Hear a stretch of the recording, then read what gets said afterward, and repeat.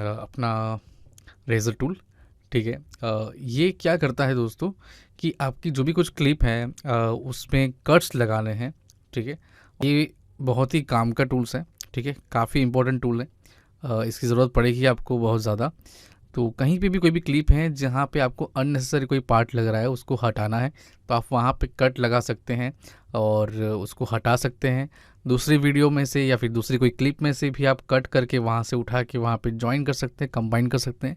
इसका important part यही है कि आप हर जगह पे कट्स लगा के वहाँ पे एडिट कर सकते हैं।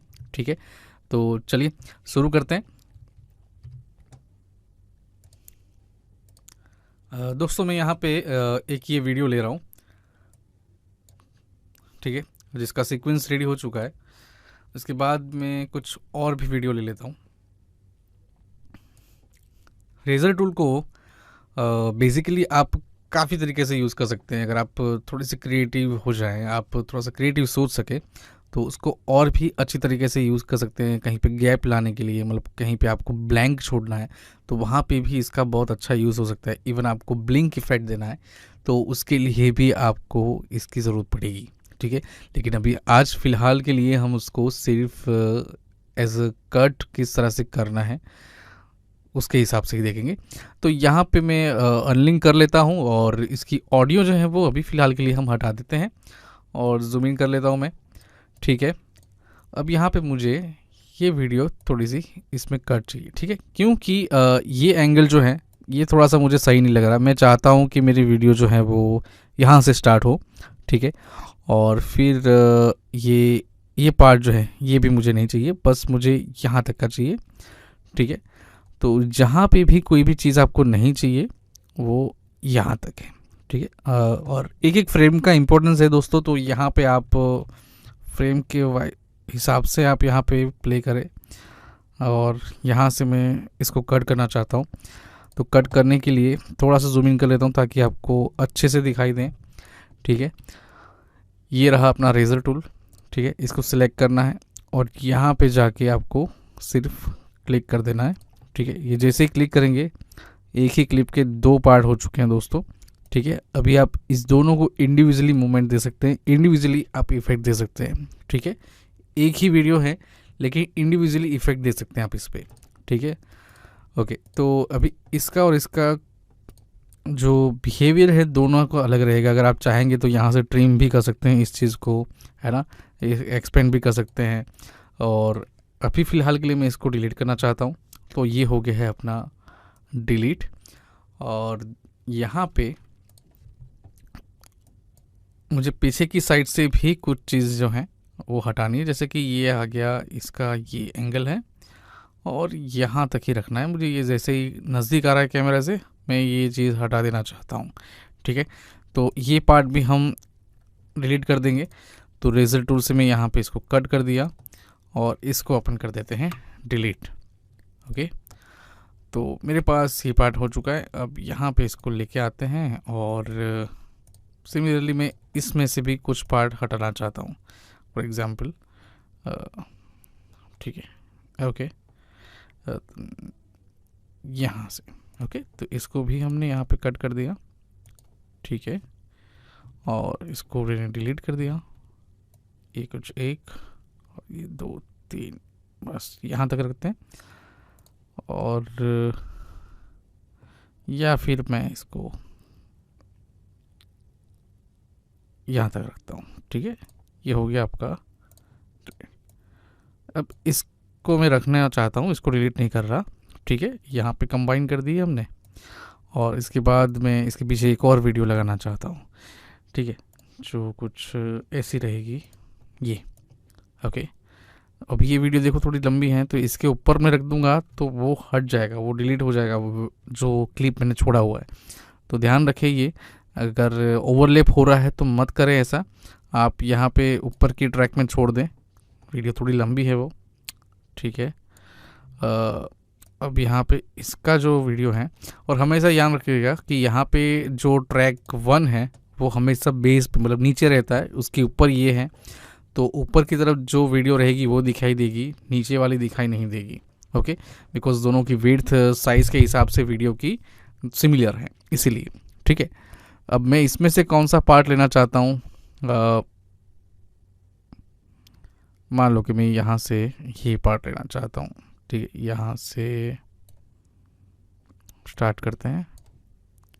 ठीक है, तो ये मैंने इतना सा कट कर लिया और मैंने यहाँ पर ये भी कट कर लिया। ठीक है, ये आप कहीं से भी कट कर सकते हैं, ज़रूरी नहीं है आपको टाइमलाइन रखना है वहाँ पे। ओके, देन ये डिलीट कर दिया मैंने, ये भी डिलीट कर दिया, ये पार्ट को हटा दिया और इसको मैं बीच में डाल देता हूँ। ठीक है, और यहाँ पे इसको लगा दिया। तो ये हमारा सिंपल सा एक एडिटिंग हो गया। देखें, इसके बाद दूसरी वीडियो आ जाएगी। ये होता है अलग अलग क्लिप के या फिर अलग अलग शॉट को एक ही लूप में रखना। ठीक है, ओके ना, ये भी थोड़ा सा एक्स्ट्रा पार्ट लग रहा है मुझे।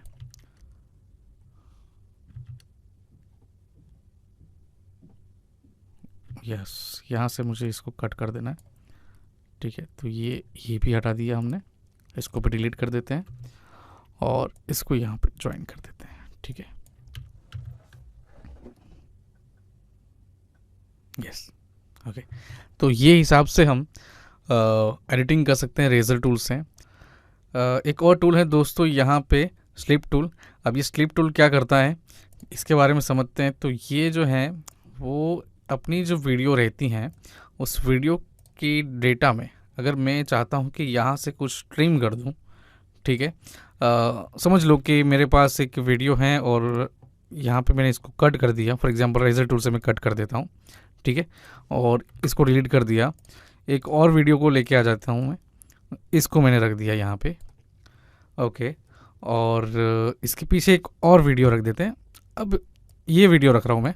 ठीक है, इतनी सी गैप रखता हूँ मैं। ओके, इस गैप के अंदर मुझे एक वीडियो को डालना है जो कि अपनी ये रहेगी। ओके, अब ये वीडियो को मैं वहाँ पे डालना चाहता हूँ। इसको अनलिंक कर देते हैं, अपने हटा देते हैं और इस वीडियो को मैं इतनी सी ट्रिम करके डालना, क्योंकि उतनी ही गैप में डालना है मुझे। समझ लीजिए मेरे पास उतनी ही जगह है और ज़्यादा जगह है नहीं।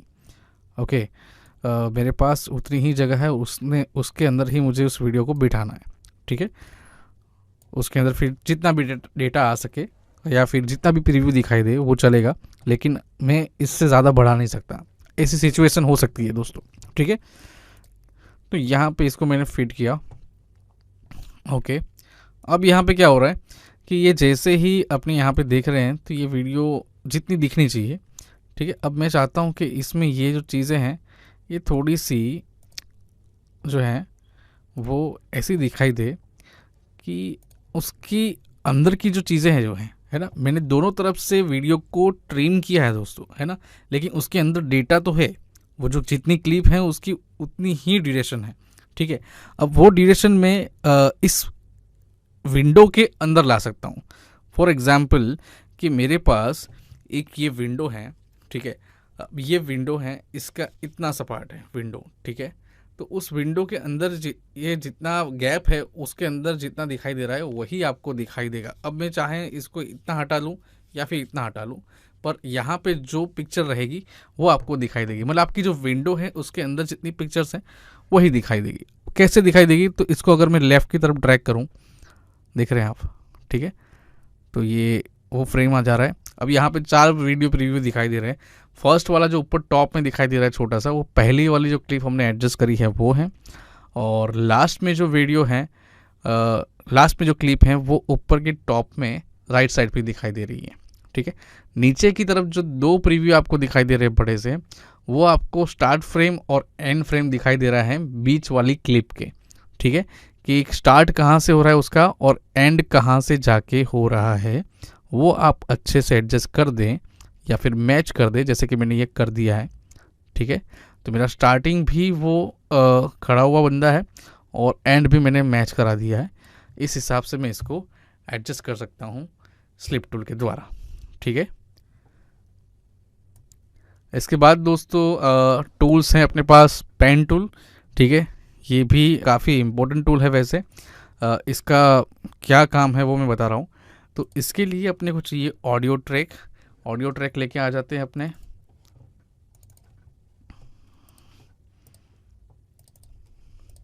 मान लो कि मेरे पास ये एक ऑडियो ट्रैक है और इस ऑडियो ट्रैक को मैंने यहाँ पे लगा दिया है।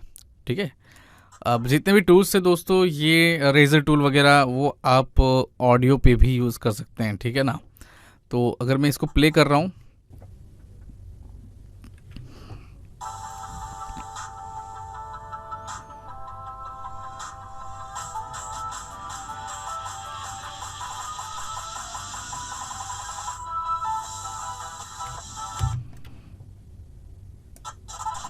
ठीक है, ये जो ऑडियो है दोस्तों, इस ऑडियो के अंदर आप उसकी जो डेसिबल्स हैं, मतलब उसकी ऑपेसिटी, मतलब उसकी वॉल्यूम को हाई या लो करनी है, तो आप कर सकते हैं पेन टूल के द्वारा। कैसे करना है, जैसे कि अगर आप जानते हैं कि आप इसको जूम इन तो कर ही सकते हैं, लेकिन आप उसको हाइट के हिसाब से भी जूम इन कर सकते हैं। ये विड्थ के हिसाब से हो रहा है। यहाँ पे जैसे ही क्लिक करेंगे तो इसके वो लेफ़्ट और राइट दोनों वॉल्यूम्स दिखाई देंगे आपको। और यहाँ पे आप एडिटिंग कर सकते हैं। कैसे, तो पेन टूल जो है वो की फ्रेम ऐड करता है दोस्तों। कैसे, इस ट्रैक के बीच में अगर आप देखेंगे तो एक लाइन जा रहा है। इस लाइन को अगर आप ऊपर की तरफ लेके जाएं, ठीक है, अगर मैं सिलेक्शन टूल ले लूँ तो भी चलेगा। ठीक है, आप ऊपर की तरफ लेके जाएंगे तो इसकी वॉइस जो है वो थोड़ी सी हाई हो जाएगी। ठीक है, अगर मैं इसको नीचे की तरफ लेके जाऊंगा दोस्तों तो इसकी वॉल्यूम जो है वो लो हो जाएगी। ओके, और इसको अगर हम बीच में बैलेंस करके रखेंगे तो सही रहेगा। आपके लेफ़्ट और राइट दोनों में वॉल्यूम सही से आपको सुनाई दे सकती है। लेकिन अगर कहीं पे आपको ऐसी वॉइस चाहिए कि लो हो जाए फिर वापस हाई हो जाए, तो वो भी आप कर सकते हैं। इसके लिए आपको पेन टूल की ज़रूरत पड़ेगी। और पेन टूल क्या करता है कि एक की फ्रेम ऐड करता है उस लाइन के ऊपर। जैसे ही मैं यहाँ पे क्लिक कर दूंगा, आप देख पा रहे होंगे एक की फ्रेम ऐड हो चुका है। और अब जो है एक और की फ्रेम मैं ऐड कर दूंगा, तो क्या होता है कि अब उस की फ्रेम को मैं मूव कर सकता हूँ, जैसे कि यहाँ पे ऐसे। ठीक है, तो ये वॉल्यूम जो है वो डाउन हो जाएगी इस तरह से, देख रहे हैं। अगर आपको स्मूथ चाहिए तो आप इसको यहाँ पे रखेंगे तो ये स्मूथली जाएगा, मतलब वॉल्यूम जो है वो धीरे से होके स्लो डाउन हो जाएगा। और सिमिलरली अगर आप यहाँ पे एकदम तुरंत ही उसको स्टॉप करना चाहते हैं तो आप इसको पास रखेंगे। जितना टाइम लेगा उतना वो स्लो होगा। ठीक है ना, ये तुरंत ही हो गया डाउन। ठीक है, अब चाहते हैं कि आप ऑडियो जो है वो चल रही है उसके बाद डाउन हो जाए, उसके बाद वापस सिमिलर उसके लेवल पे आ जाए, तो वो कैसे कर सकते हैं। तो यहाँ पे आप पॉइंट एक और ऐड कर देंगे की फ्रेम, और इसको वापस आप ऊपर की तरफ ले लेंगे, तो इससे ये साउंड डिज़ाइन हो रहा है। ठीक है, ये एडिटिंग में बहुत ही इंपॉर्टेंट पार्ट है दोस्तों। जब हम सिंक्रोनाइज़ करेंगे वीडियो के साथ ऑडियो को, तब इसकी ज़रूरत पड़ेगी इफ़ेक्ट्स देने में। इस तरह से ये इफ़ेक्ट आपकी क्रिएट हो सकती है दोस्तों। ठीक है, तो यहाँ तक रखते हैं। पेन टूल जो है इसका पार्ट यहाँ तक ही है कि इसका और कुछ ज़्यादा नहीं है, बस ऑपेसिटी को लो डाउन करना उसकी वॉइस का, और की फ्रेम ऐड करने के लिए ज़रूरत पड़ता है इसका। इसके बाद यहाँ पे दोस्तों अपने पास कुछ और टूल्स हैं, जैसे कि यहाँ पे अपने पास टूल्स हैं स्लाइड टूल। ठीक है, ये अपना हो चुका है, स्लिप टूल हो चुका है, और अब अपने पास है यहाँ पे पेन टूल वगैरह मैंने आपको बता दिया है। और पेन टूल के बाद यहाँ पे अपने पास है हैंड टूल। ठीक है, तो हैंड टूल जो है वो आप क्या करते हैं इससे कि यहाँ से ये रहा हैंड टूल, ये आप ड्रैग करने के लिए यूज़ करते हैं। जैसे कि मैंने यहाँ से स्क्रॉल बार से भी यूज़ कर सकता हूँ, इवन आप यहाँ से हैंड टूल से भी ड्रैग कर सकते हैं। ठीक है, और इसके बाद अगर आप यहाँ पे जाएंगे पेन टूल पे, तो एक और दो आपको टूल मिलेंगे, वो है रेक्टेंगल टूल और सर्कल टूल। एलिप्स बनाना है आपको या ऐसा कुछ भी चीज़, तो आप यहाँ से डायरेक्टली क्लिक एंड ड्रैग करके और बना सकते हैं। ये मेरा सर्कल बन गया।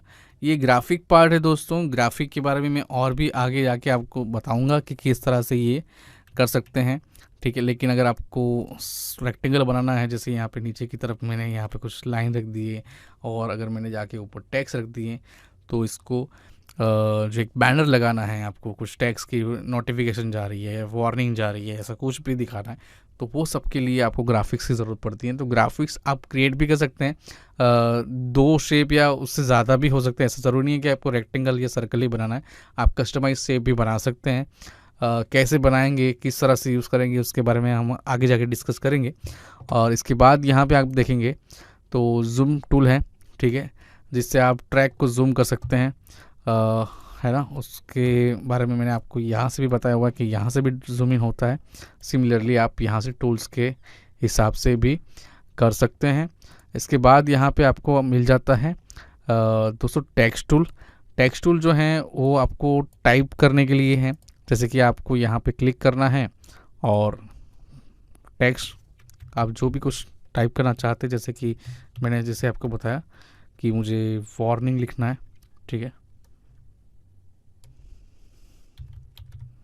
ओके, तो ये मैं टाइप कर सकता हूँ। इसके हिसाब से आपको जितना भी कुछ टाइप करना है वो कर सकते हैं। उसके बाद उसकी एनिमेशंस वगैरह देनी होती है। जैसे कि ये बैनर है वो स्टिल वहाँ पे उसकी पोजीशन रहेगी, लेकिन टेक्स्ट जो है वो लेफ़्ट टू राइट होके ऐसे एनिमेशन होंगे। तो वो कैसे करने हैं उसके बारे में भी हम आगे समझेंगे। जैसे वो एडिटिंग पार्ट जो आपका स्टार्ट होगा तब मैं आपको उसके बारे में बताऊँगा कि उसके क्या की फ्रेम्स हैं, किस तरह से मूवमेंट देनी है। लेकिन बेसिकली अगर आपको कुछ टाइप करना है तो आप टेक्स्ट टूल से इस तरह से डायरेक्टली जाना है, आप यहाँ पे क्लिक करेंगे और टाइप कर सकते हैं। और आप देख सकते हैं कि यहाँ पे वो टेक्स्ट का जो है वो एक लेयर बन चुका है, एक क्लिप आ चुका है उस टेक्स्ट का। अब आप इसको कहीं पे भी मूव करके लगा सकते हैं। फॉर एग्ज़ाम्पल अगर आपको ये टाइप करने के बाद आगे लगाना है तो आप जाके आगे भी लगा सकते हैं, ठीक है। तो ये इतना सिंपल सा है। और अगर आप ये क्लिप जो है वो यहाँ पे टेक्स्ट ख़त्म हो जा रहे हैं, आप चाहते हैं कि टेक्स्ट लास्ट तक कंटिन्यू रहे, तो आप यहाँ पे इसको यहाँ से पीछे से स्ट्रेच कर सकते हैं। और इसमें कुछ ऐसा नहीं होता कि कुछ मिनिमम डेटा है या ऐसा कुछ भी नहीं। ये कहीं पे भी आप कैसे भी लगा सकते हैं, जितना चाहे उतना ट्रिम कर सकते हैं और जितना चाहे उतना आप उसको एक्सटेंड भी कर सकते हैं, कोई दिक्कत नहीं है, ठीक है दोस्तों। और सिमिलरली जैसे आप टाइप कर रहे हैं तो वो हॉरिजेंटली टाइप हो रहा है, आप वर्टिकल टाइप टेक्स्ट चाह रहे हैं तो आप जाके वर्टिकल भी टाइप कर सकते हैं दोस्तों, ठीक है। बाकी की जितनी भी चीज़ें हैं वो सिमिलर रहेगी, उसमें कुछ ज़्यादा चेंजेस नहीं हैं। और उसके बारे में मैं और भी आगे आपको बताऊंगा। जब एडिटिंग पार्ट स्टार्ट होगा तब उसमें टेक्स्ट को ट्रांसफॉर्म कैसे करना है, उसकी और भी स्टाइल्स वगैरह भी हैं। टेक्स्ट जो है वो सिर्फ अभी मैं टूल्स बता रहा हूँ, लेकिन टेक्स्ट के और भी बहुत सारी चीज़ें हैं टाइपिंग के अलावा। उसमें इफ़ेक्ट्स हैं, ट्रांजिशंस हैं, इसके बारे में मैं आपको आगे जाके बताऊंगा दोस्तों। अभी टेक्स्ट को सिर्फ आप टाइप करने के लिए यूज़ कर सकते हैं, उतना सा देखें, ठीक है। आज जितना भी चीज़ हम सीखे, जैसे कि मैंने रेजर टूल बताया है आपको, ठीक है, पेन टूल के बारे में मैंने बताया जहाँ पे आप ऑपेसिटी वगैरह डाउन कर सकते हैं। इसके अलावा आपको